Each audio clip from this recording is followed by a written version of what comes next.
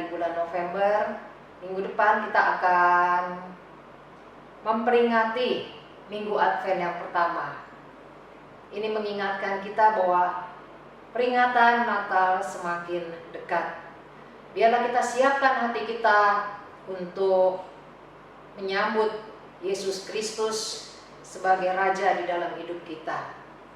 Kita akan siapkan hati kita sebelum kita mendengar firman Tuhan. Mari kita masuk di dalam doa. Bapa di surga, Bapa yang mengasihi kami bersyukur untuk penyertaan-Mu Tuhan sampai hari ini. Berkat-berkat-Mu yang telah kami rasakan sepanjang hidup kami, kekuatan-Mu Tuhan lewat firman-Mu ketika kami menghadapi begitu banyak problema, kami tahu kami tidak sendirian. Tuhan, biarlah Engkau terus memberikan kepada kami kebenaran-Mu sehingga kami boleh masuk di dalam rencana Tuhan. Kami tidak melakukan apa yang menurut pikiran kami baik, tapi kami mau Tuhan hidup menurut kehendak Tuhan. Berkati waktu yang ada di depan kami menyerahkan Tuhan diri kami ke dalam tangan-Mu. Hanya di dalam nama Tuhan Yesus Kristus kami berdoa. Amin.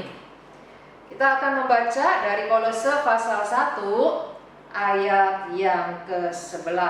Kolose pasal 1 ayat yang ke-11. Tema kita yaitu melawan sikap tidak sabar. Melawan sikap tidak sabar. Kolose 1 ayat 11. Dan dikuatkan dengan segala kekuatan oleh kuasa kemuliaannya untuk menanggung segala sesuatu dengan tekun dan sabar. Bapak Ibu, sekarang ini ada budaya modern atau budaya zaman sekarang yang disebut dengan budaya kekinianisme atau presentism, ya. Jadi budaya yang menekankan segala sesuatu harus sekarang. Kita lihat apa arti daripada budaya kekinian ini, yaitu dia berfokus pada saat ini, hidup untuk saat ini saja, berfokus pada kebahagiaan pada saat ini. Tidak ada kesadaran untuk menunda atau melakukan investasi. Itu artinya. Lalu apa yang akan kita lihat? Apa yang akan menjadi evaluasi kita? Apa yang kelihatan? Kalau kita sudah melakukan budaya kekinian ini. Orang yang melakukan budaya kekinian, dia akan memiliki mentalitas harus dapatkan sekarang. Tidak ada kata nanti, harus dapatkan sekarang. Tidak ada fokus pada investasi jangka panjang. Tidak berpikir tentang konsekuensi atau akibat dari setiap perbuatannya. Bayangkan, tidak berpikir apa akibatnya. Yang penting happy, yang penting puas. Lalu keputusannya juga adalah keputusan yang impulsif, cepat bertindak secara tiba-tiba menurut gerak hati. Jadi tidak berpikir panjang. Kalau hatinya ingin melakukan sesuatu, dia lakukan. Kita lihat pandangan Alkitab terhadap budaya kekinian, Bapak Ibu. Budaya ini adalah budaya yang harus semuanya sekarang, tidak sabar, ya. Sedangkan Alkitab berbicara tentang kekekalan, tentang nanti yang harus kita pikirkan.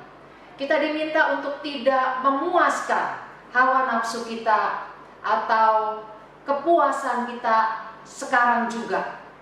Kita diminta untuk ikut apa yang Tuhan inginkan. Bapak Ibu, bagaimana melawan sikap tidak sabar? Apakah ada di antara kita memiliki sikap tidak sabar? Biarlah kita terus belajar memohon pertolongan daripada Tuhan.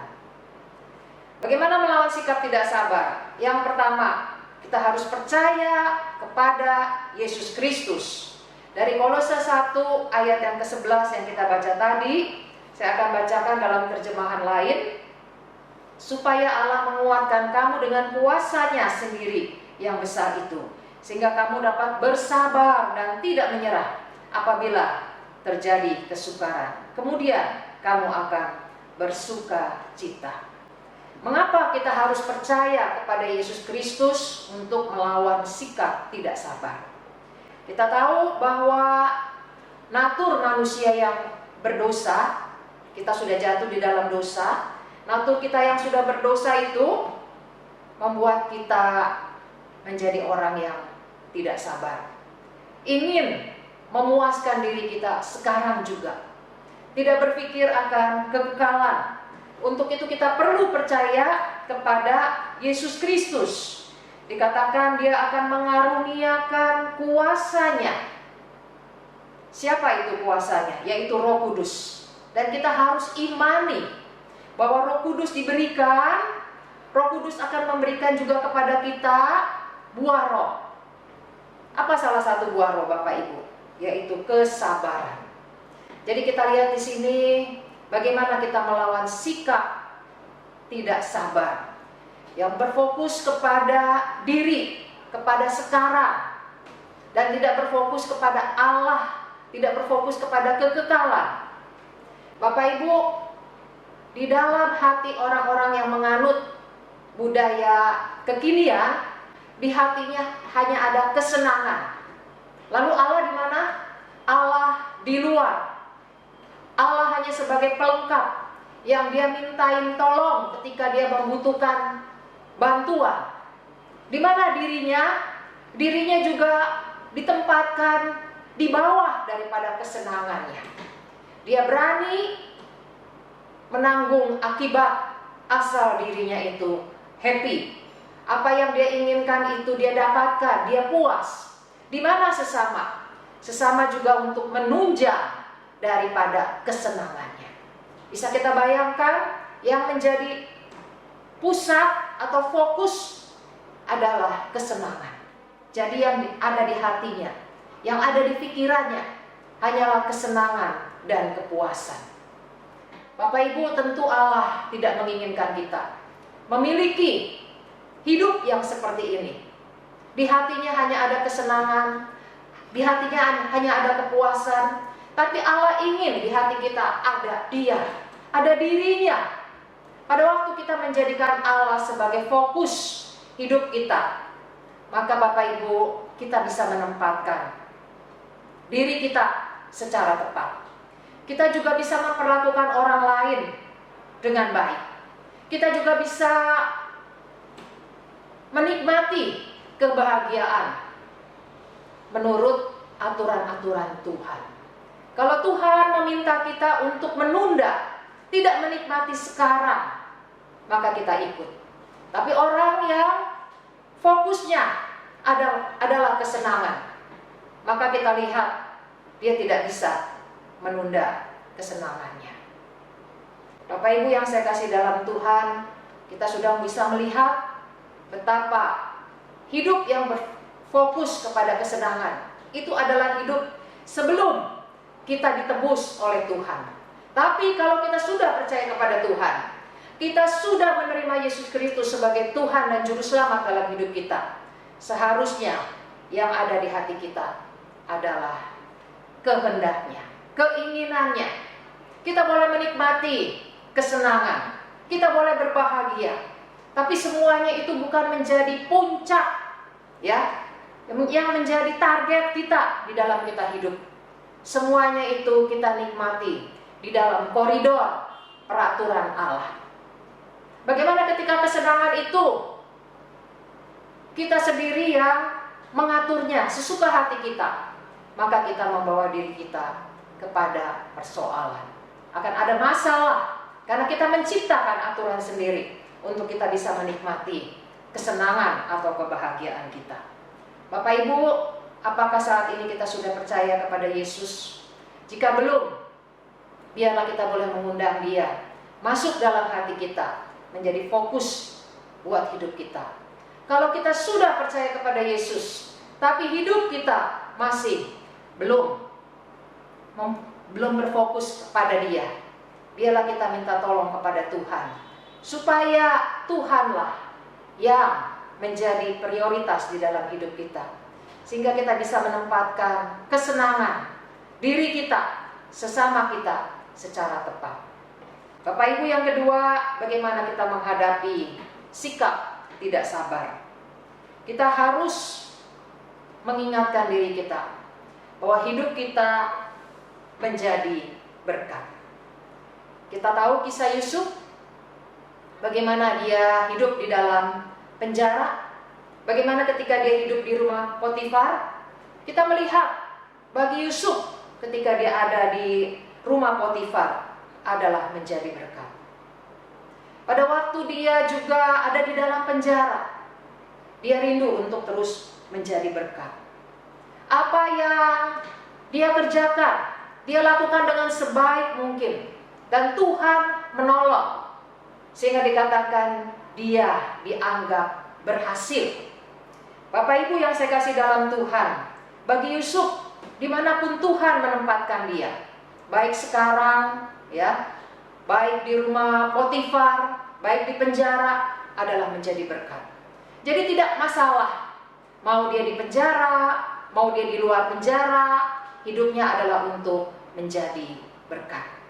Bapak Ibu, ketika Yusuf diberikan pekerjaan pada saat itu, dia lakukan itu sebagai satu keterampilan, sehingga dia kerjakan dengan sebaik mungkin.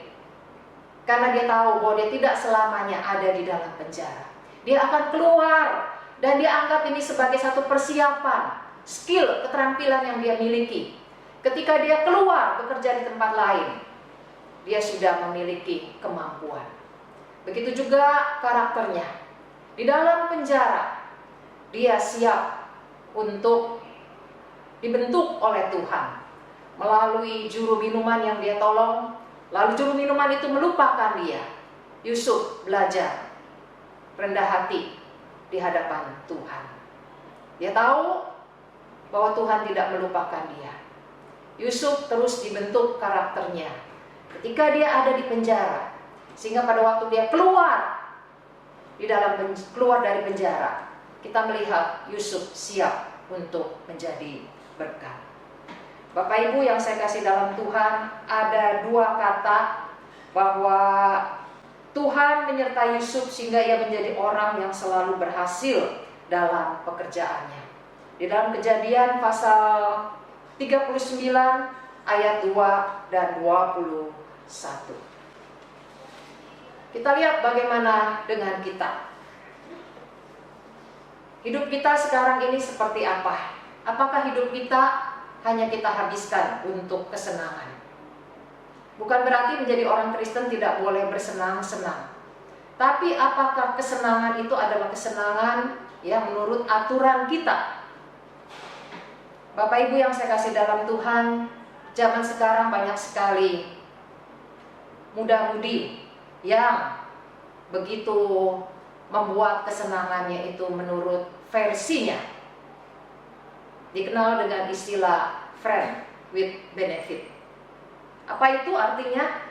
Mereka tidak suka terikat kepada seseorang atau lawan jenisnya di dalam pernikahan. Mereka berpikir mereka juga tetap bisa happy meskipun mereka tidak menikah. Jadi mereka melakukan hal-hal yang Tuhan tidak inginkan. Mereka berpikir, buat apa nikah? Kesenangan juga mereka bisa dapatkan, seks juga mereka bisa dapatkan di luar daripada pernikahan. Bapak Ibu, zaman sekarang seperti itu. Mereka begitu menekankan kesenangan.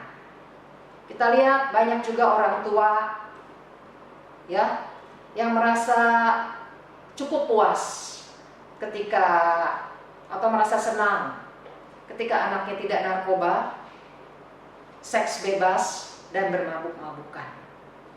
Tapi kita harus memikirkan nanti. Kita bukan cuma puas pada waktu anak kita tidak melakukan hal-hal yang negatif, tapi kita juga rindu anak kita nanti bisa menjadi garam dan terang. Banyak kali orang tua hanya memperhatikan yang kelihatan. Ya, mereka juga mempersiapkan yang kelihatan. pernikahan anaknya, rumah untuk anaknya, tapi mereka tidak fokus kepada kerohanian daripada anak-anaknya. Bagaimana ketika anaknya itu akan meninggalkan rumah untuk kuliah ataupun bekerja atau menikah? Sudahkah mereka menjadi anak-anak yang dewasa di dalam kerohanian? Sudahkah anak-anak kita itu mau hidup menjadi berkat bagi orang lain? Atau kita berusaha memprotek mereka dan kita tidak mempersiapkan mereka untuk berada di lingkungan yang bisa membawa mereka jatuh di dalam dosa? Adakah kita terus mengingatkan mereka supaya mereka tidak terpengaruh, supaya mereka justru bukan cuma tidak ikut, tapi juga menjadi berkat? Bapak Ibu, ini menjadi PR kita, mempersiapkan anak-anak kita untuk hidup menjadi berkat. Sehingga Bapak Ibu ketika mereka mau menjadi berkat, target mereka adalah menjadi berkat, maka mereka akan mengikuti aturannya Tuhan. Mereka mau menunda kesenangan mereka. Mereka memikirkan apa yang menjadi agendanya Tuhan. Bapak Ibu, kiranya Tuhan menolong kita. Itu yang berikutnya, hidup menjadi berkat. Yang ketiga dan yang terakhir, bagaimana kita bisa melawan sikap tidak sabar? Kita perlu memikirkan resiko. Di dalam Esra pasal 1 ayat yang kedua, beginilah perintah Kores Raja Persia, segala kerajaan di bumi telah dikaruniakan kepadaku oleh Tuhan Allah semesta langit. Ia menugaskan aku untuk mendirikan rumah baginya di Yerusalem yang terletak di Yehuda. Ini berbicara mengenai bangsa Yahudi. Ya.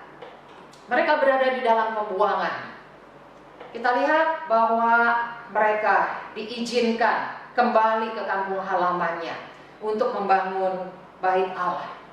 Kenapa? Karena Raja Kores, Raja Persia, digerakkan hatinya oleh Tuhan, sehingga dia mengizinkan 42.000 pengungsi Yahudi kembali ke kampung halamannya membangun bait Allah. Bapak Ibu, bukan tanpa tantangan, bukan tanpa hambatan. Karena di dalam Esra pasal 4 ayat yang kelima dikatakan mereka menyogok pejabat-pejabat pemerintah Persia supaya rencana orang Yahudi untuk membangun bait Allah gagal, tidak terlaksana. Bapak Ibu, kalau kita menjadi salah satu umat Tuhan, salah satu orang Yahudi, mungkin kita juga sudah frustasi. Saya berpikir banyak orang juga sudah frustasi. Bangsa Yahudi juga berpikir ya sudahlah ya. Apalagi ditambah ada perintah dari Dairus, Raja Dairus yang tadinya pengganti daripada Raja Kores, menentang pembangunan itu.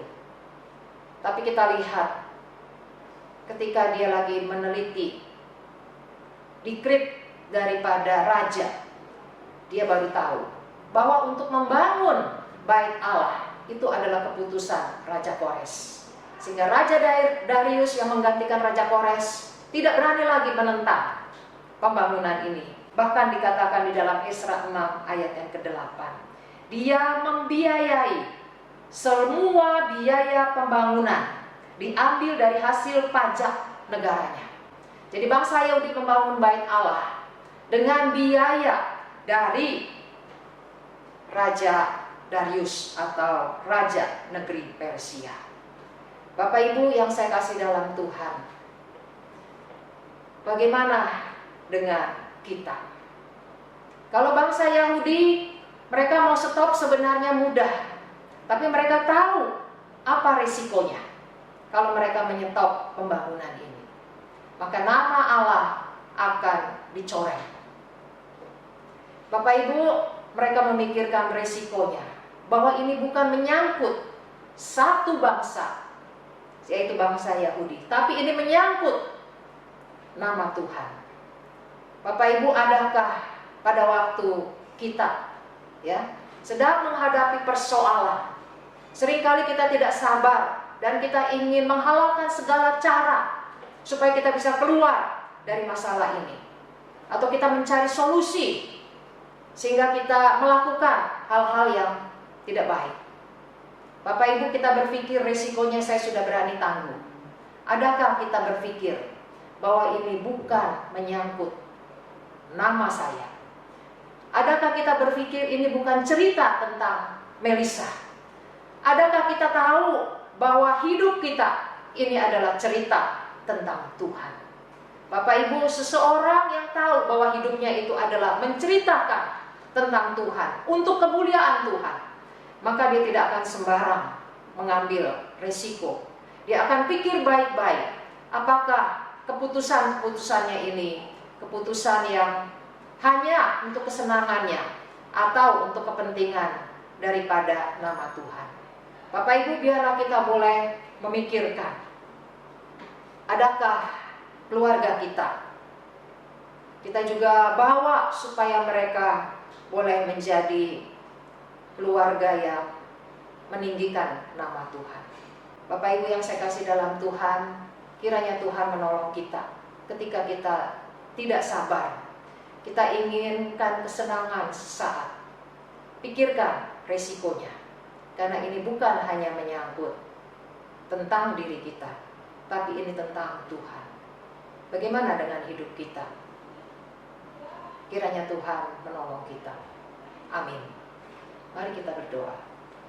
Bapa di surga, berkati sekali lagi kebenaran Tuhan yang sudah kami dengar pada saat ini. Di waktu kami tidak sabar, biarlah Engkau terus ingatkan kami. Roh Kudus yang ada di hati kami, yang sudah memberikan Tuhan dua roh, biarlah itu boleh terus kami munculkan di dalam kehidupan kami. Tuhan, tolong kami supaya kami tidak terpengaruh oleh budaya kekinian, tapi biarlah kami Tuhan boleh hidup menyenangkan hati Tuhan. Hidup kami ya Tuhan kami persiapkan untuk menjadi berkat. Begitu juga anak cucu kami persiapkan.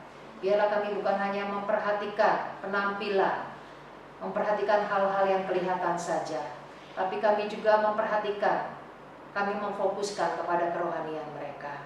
Tuhan tolong supaya kami juga mengarahkan anak didik kami, mempersiapkan Tuhan anak-anak kami untuk hidup memuliakan Tuhan, menjadi berkat di tengah-tengah lingkungan yang sudah rusak ini. Biarlah kami juga dengan tidak jemu-jemunya mempersiapkan mereka.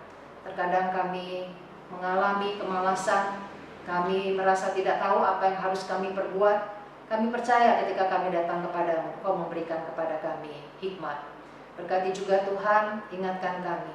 Ketika kami ingin melakukan sesuatu yang tidak berkenan, ingatkan kami bahwa ini bukan hanya menyangkut diri kami, keluarga kami, tapi ini menyangkut nama Tuhan.